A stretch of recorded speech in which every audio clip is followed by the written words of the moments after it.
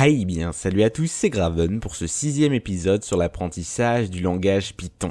Dans la 5e partie, nous avions vu comment créer des boucles qui nous permettaient de répéter plusieurs fois les mêmes instructions tant qu'une condition était remplie.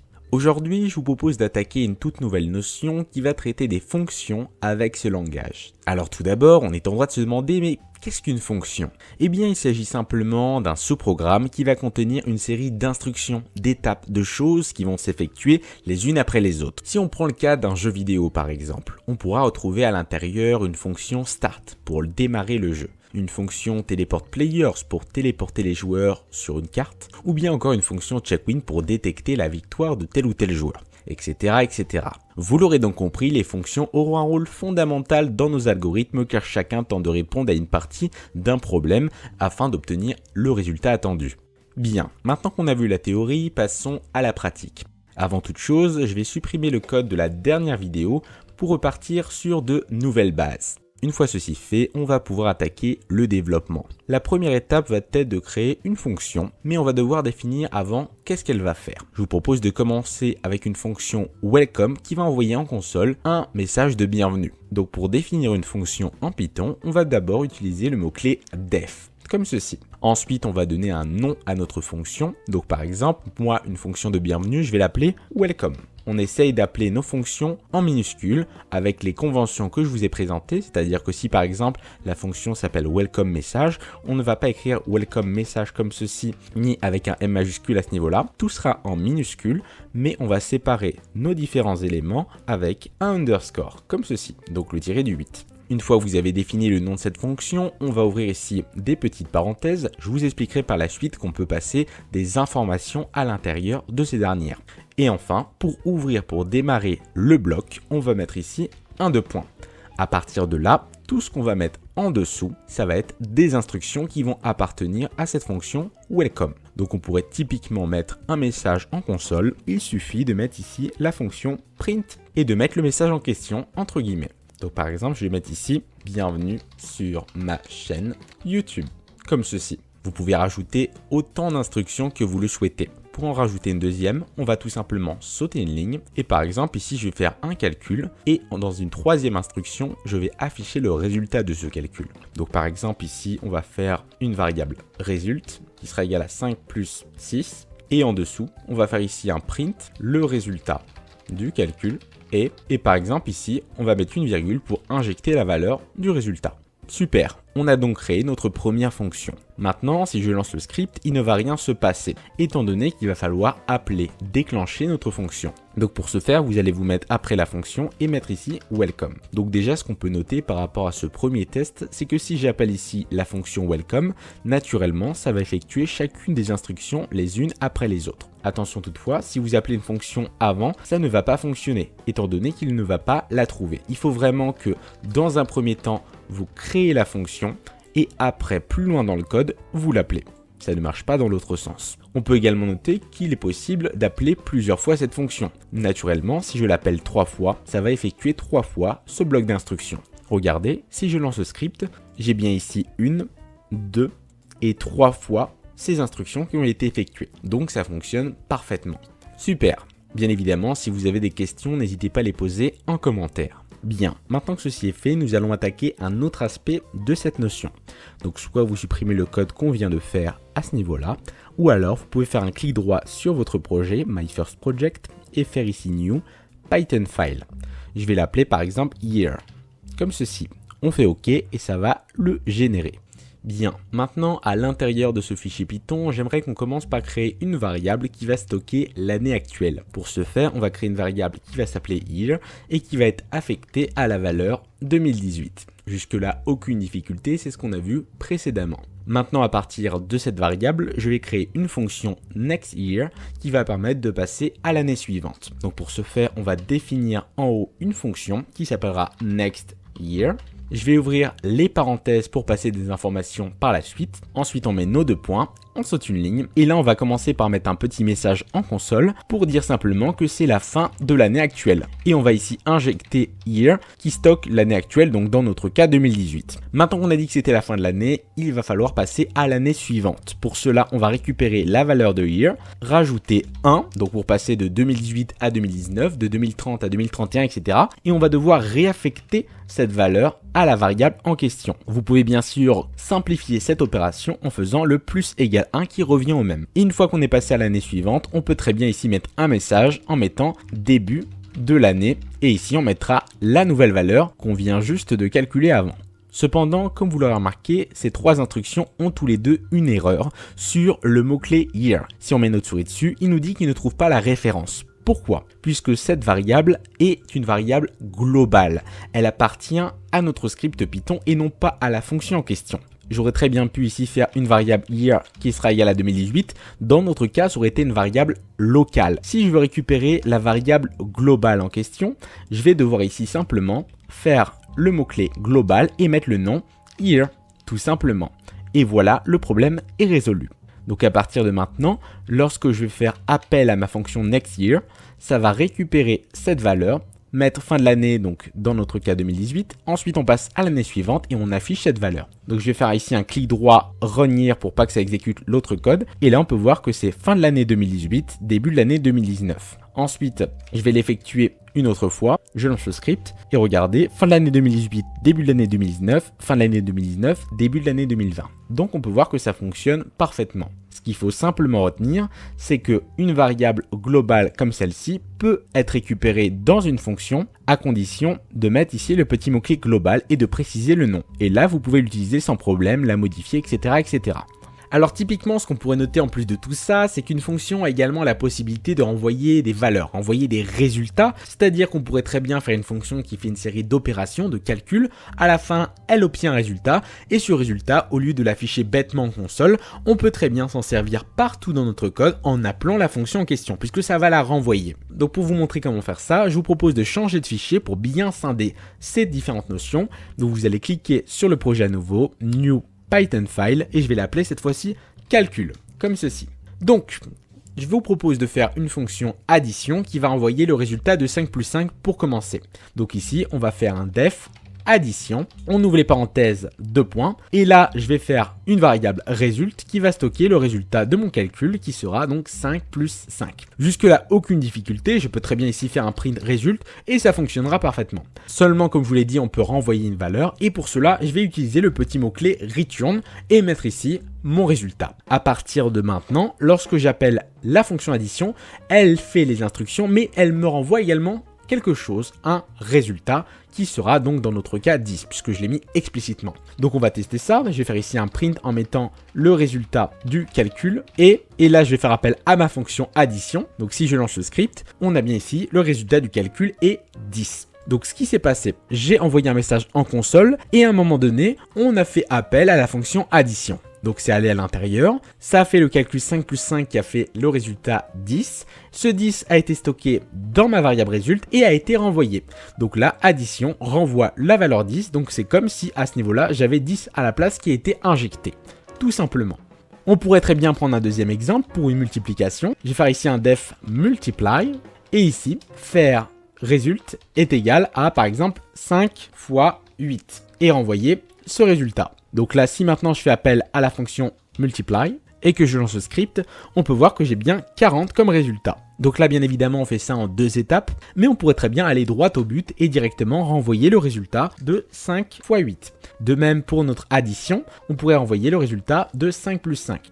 Donc bien évidemment, on peut renvoyer autre chose que des nombres. Typiquement, le message que j'ai ici, le résultat du calcul est, pourrait être la source d'un renvoi de fonction, d'une fonction qui s'appellerait par exemple getMessage, que j'aurais créé juste au-dessus, def getMessage, et qui me renverrait ce message. Regardez, une fois de plus, si je lance ce script, j'ai bien ce résultat.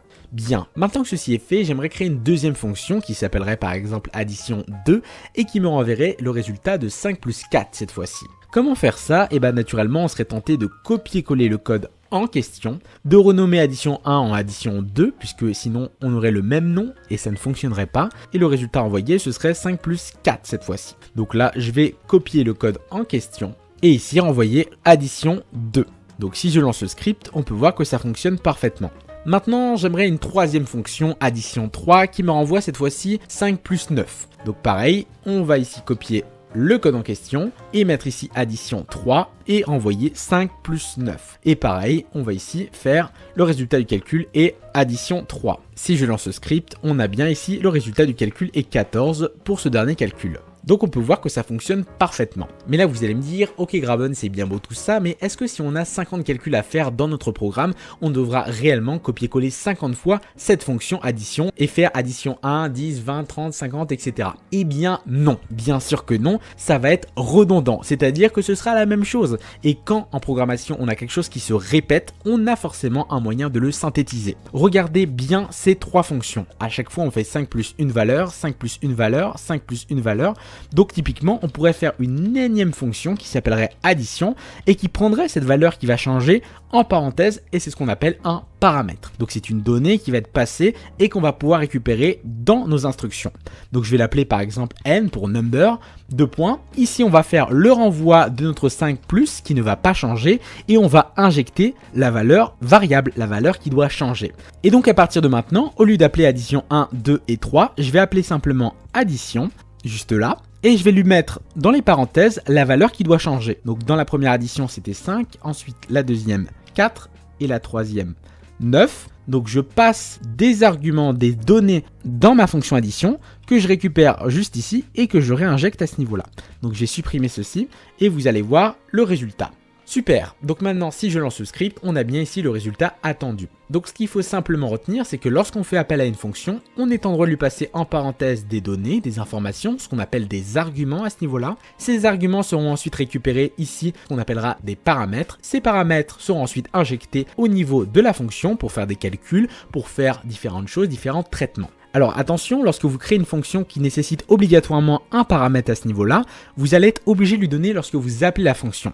Si vous ne mettez pas ici l'argument, il ne va pas le trouver et forcément lorsque vous allez lancer le script, vous allez avoir une erreur, ça va vous dire l'appel de la fonction addition n'a pas fonctionné puisqu'il vous manque un argument. Pour tenter de résoudre ce problème, soit vous mettez la valeur comme indiqué, soit alors vous pouvez ici mettre une valeur par défaut. Par exemple, on va mettre ici 45. Si maintenant vous lancez le script, regardez le résultat. Comme vous n'avez donné aucun argument lors du premier appel de la fonction addition, il aura pris la valeur par défaut 45 pour n et il aura fait 5 plus 45 donc 50. On peut voir que la valeur par défaut a bien été prise en compte dans le calcul. Super, on en a fini avec cette notion de paramètres et d'arguments. Maintenant on va mettre ça dans un petit cas pratique pour voir comment ça fonctionne. Donc je vais supprimer ici le code en question et on va créer ensemble une fonction max qui va renvoyer le résultat le plus haut parmi deux valeurs. Donc on va lui donner deux valeurs en entrée, par exemple 45 et 12, il va nous dire 45 est plus haut. On va donner 500 et 1300, il va nous dire 1300 est le plus haut. Il va nous renvoyer à chaque fois la valeur la plus haute. Donc on va faire ça ensemble, mais si vous souhaitez le faire par vous-même pour essayer, mettez la vidéo en pause et on se retrouve juste après. Donc, on saute une ligne et on est parti. On va commencer par définir une nouvelle fonction qui s'appellera max et qui va nécessiter en paramètre deux éléments, la valeur de A et la valeur de B. À partir de ces deux valeurs, on va faire une vérification pour savoir si on doit renvoyer A ou B. On fait ici les deux points et c'est ici qu'on va commencer notre condition. Donc, si la valeur de A est supérieure à la valeur de B, ça veut dire qu'elle est plus grande. Donc, on va renvoyer que c'est A la valeur maximum.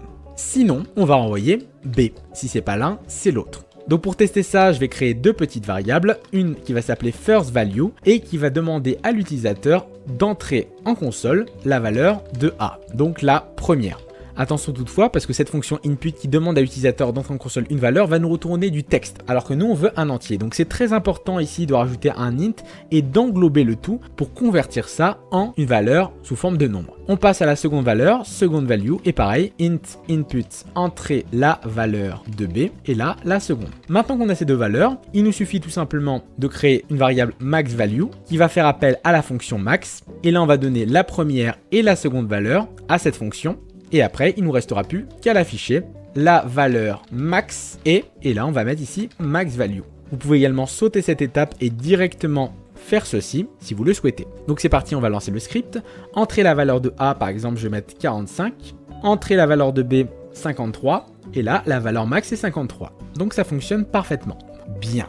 Je vous propose maintenant de passer à la troisième et dernière partie de cette vidéo. On va traiter d'une notion qui est relativement rare mais que vous pouvez être amené à utiliser dans certains cas précis. C'est la notion, attention, de récursivité. Alors le nom peut paraître très compliqué mais c'est simplement dû au fait qu'une fonction puisse s'appeler elle-même. Je vais vous donner un cas précis et vous allez mieux comprendre et on peut même créer des boucles grâce à ça. Donc pour ce faire, je vais créer une dernière fois un dernier fichier Python que je vais appeler last par souci d'imagination. Donc typiquement ce que je pourrais faire à ce niveau-là, ce serait créer une fonction add qui prendrait en paramètre une valeur, un entier, que je vais appeler a. Cette valeur, je vais pouvoir l'incrémenter en ajoutant 1. Donc incrémenter, c'est passer à la valeur suivante. Donc 1 à 2, 2 à 3, etc. Ensuite, je vais afficher cette nouvelle valeur. Et pour déclencher cette fonction, comme tout à l'heure, on va ici faire add en donnant une valeur par défaut. Donc par exemple, je vais mettre ici 2. Donc je vais faire un clic droit sur last, run last.